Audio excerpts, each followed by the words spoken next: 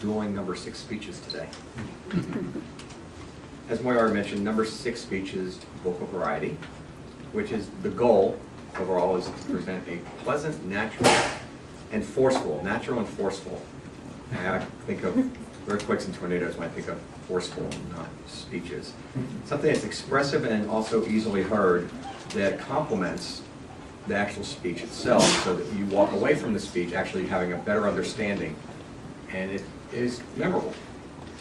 It's measured by volume and pitch, rate, and then the quality again that builds on the speech. Overall, did you meet the requirements? Even no. Yeah. Nobody's ever said no. And the answer is here, you obviously did meet the requirements. You did a great job today of getting the point across of a retrospective of your time here at Toastmasters over the last 15 months.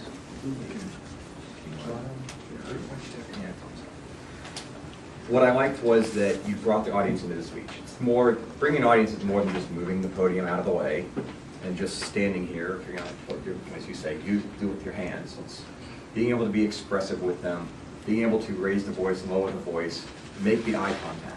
And those are all things that you've done very well over time, and you've brought the audience into it, as the slide showed at the very beginning today. You have always had a tendency to come out into the group and actually really engage people. Today, with the vocal variety, you did the same thing.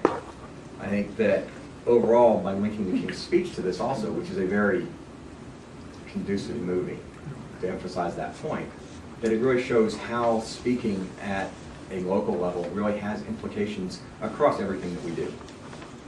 One of the challenges of vocal variety is that to try to raise and lower your voice, because that's the easiest thing people think about is the pitch, you have a tendency, and a lot of people do, of speeding up.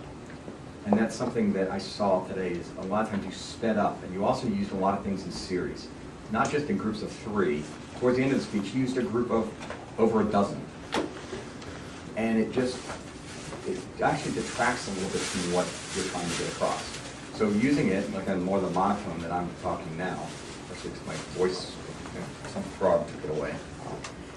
By slowing down and emphasizing those points, you really are able to bring the points where you actually use your vocal variety and you raise your voice to really emphasize the specific things. When you talked about Hitler versus Martin Luther King, you had a great dynamic range there. And that is something that I think is really evident, and it leaves the audience thinking about it.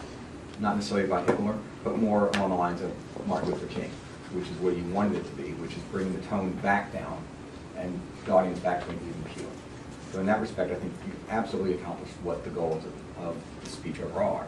As you said at the end, words can bring emotion to a speech, but it's not just the emotion, it's the variety of how you execute that, and that's what you did well today, and I appreciate it. Good luck with your future endeavors.